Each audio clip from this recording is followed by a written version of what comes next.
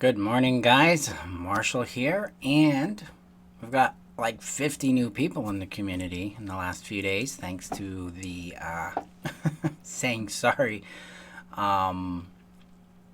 listicle going literally viral. That's a weird experience for me.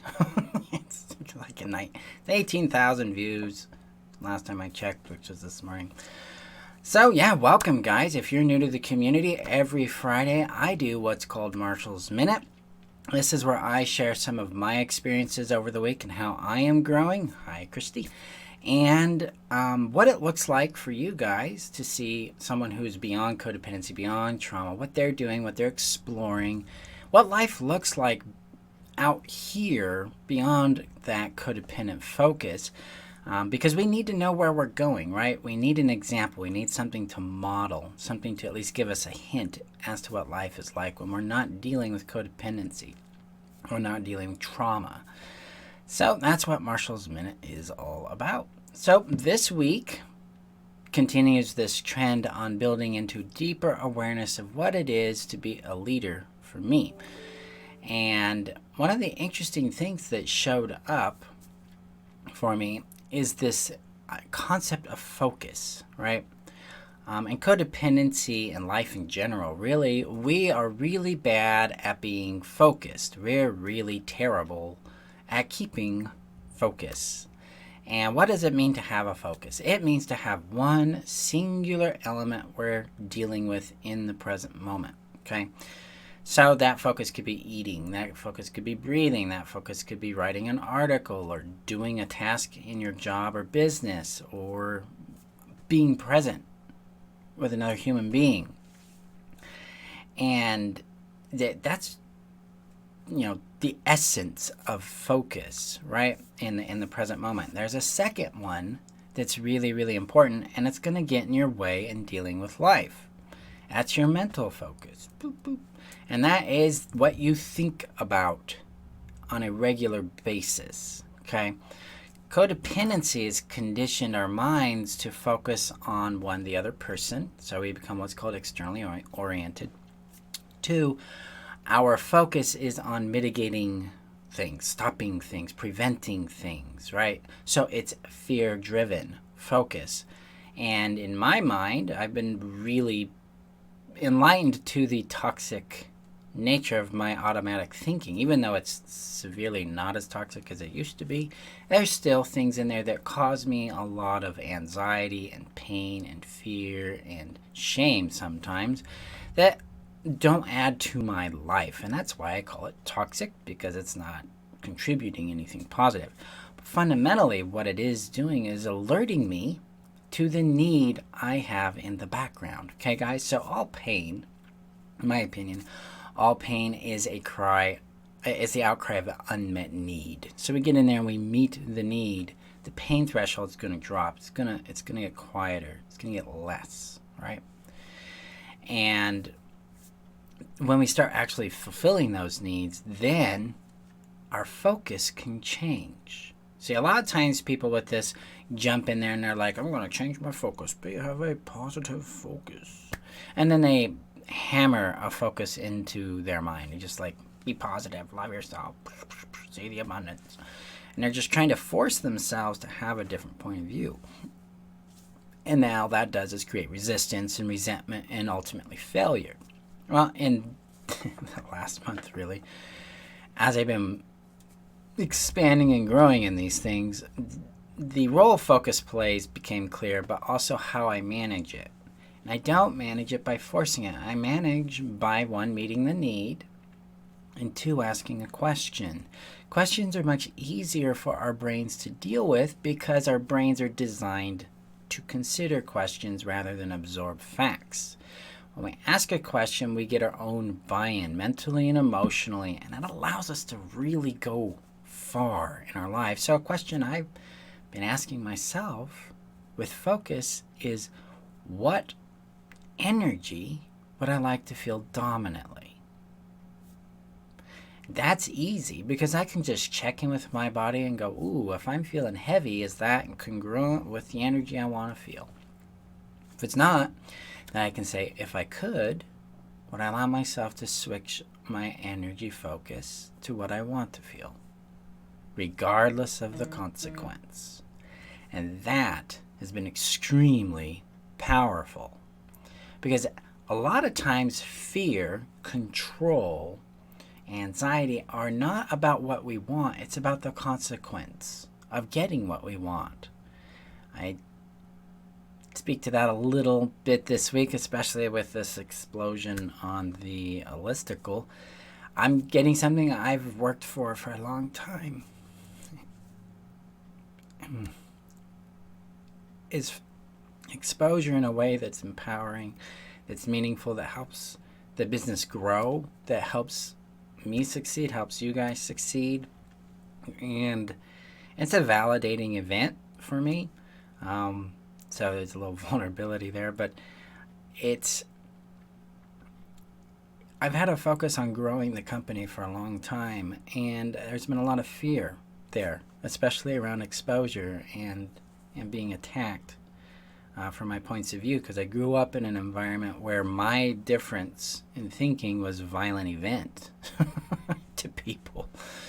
It's like, oh God, you can't think that way. That's heretical. Jesus, what on earth is, wrong with you? But the chance to see people benefit at a large scale. So it's not just one or two people. It's a lot, and it's validating. It gives a sense of assurance for me. And that focus is finally coming through. And it came through the other component that I've been working on, which is persistence. If it comes to anything in our lives, guys, anything we want, we have to persist.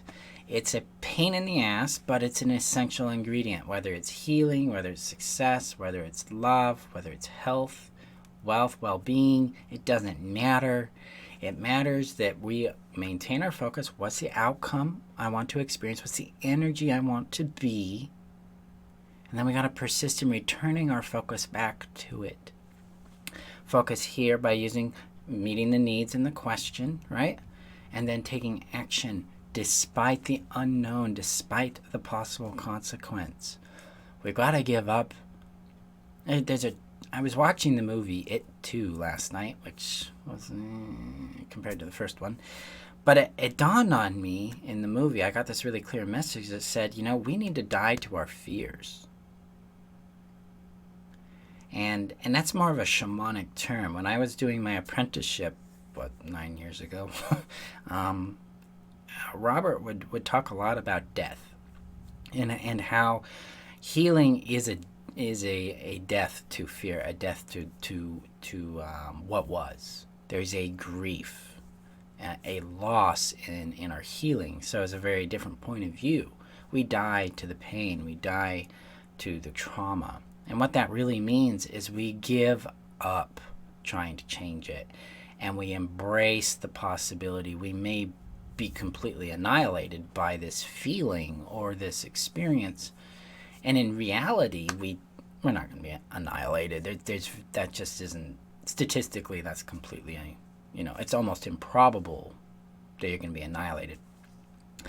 But coming from codependency, coming from trauma, having our very lives threatened, our well-being put on the table, ding, ding, kind of thing, it's a natural response to try to protect ourselves and survive.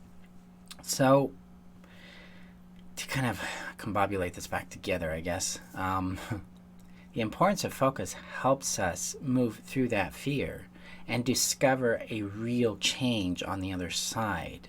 Okay, because healing isn't about coping. It's not about getting rid of our feelings. It's about eliminating trauma, eliminating intensity, eliminating roadblocks so that we can move. We can express, we can share, we can show up as ourselves a little more confidently, a little less guarded.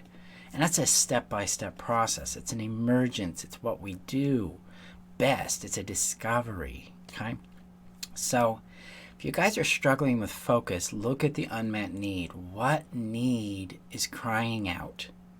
Okay? Number one, what need is crying out? Meet that need. Fulfill it. If you struggle with that, if you don't know how to do that, The nurture process and codependence to confidence train you in how to do that. It's very, very effective.